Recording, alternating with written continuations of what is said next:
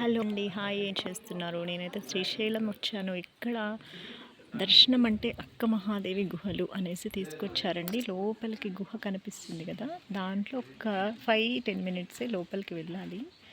5 minutes mostly. ఆ లోపల శివలింగం ఉందండి.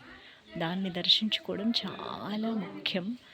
సో కొంచెం భయపడతాము, బట్ ప్లెజెంట్ ఎన్విరాన్మెంట్. దేవుడి లోపల భలే చక్కగా ఉన్నాడు.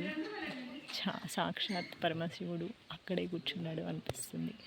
శివలింగం గుడ్ ఎక్స్పీరియన్స్. ఇక్కడ అన్నీ కూడా చాలా న్యాచురల్గా ఉన్నాయి. చూడండి లొకేషన్ ఇది వచ్చేసి, చూడండి అన్నిటికీ కూడా మనం శిలాతోరణం కడతాము, కానీ ఇక్కడ న్యాచురల్గా వెలిసిన శిలాతోరణం ఇది మాత్రం.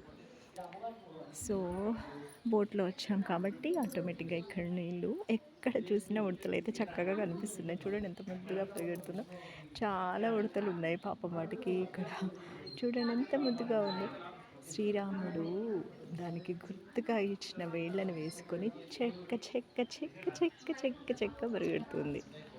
సో అందరూ మంచిగా దర్శనం చేసుకొని కొంచెం కూల్గా కూర్చున్నారు. ఇప్పుడు ఇక్కడే ఉంటారంట. ఇంకా మనకు తెలుసు కదండి, స్వామీజీలు ఎక్కడైనా సరే కనిపిస్తూ ఉంటారు ఆయన. అలాగనే అక్కడ ఒక మాతాజీ, వీళ్ళు మాత్రం ఎప్పుడు ఇక్కడే ఉంటారంట.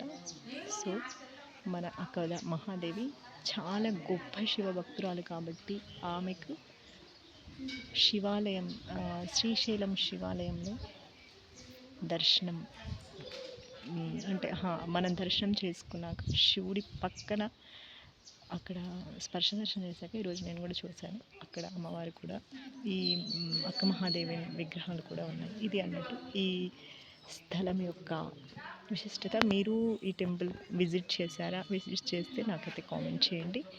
నేను సరిగ్గా చెప్పలేకపోతే ఓకే, స్కిప్. ఓకే అండి, bye bye, take care, enjoyable day.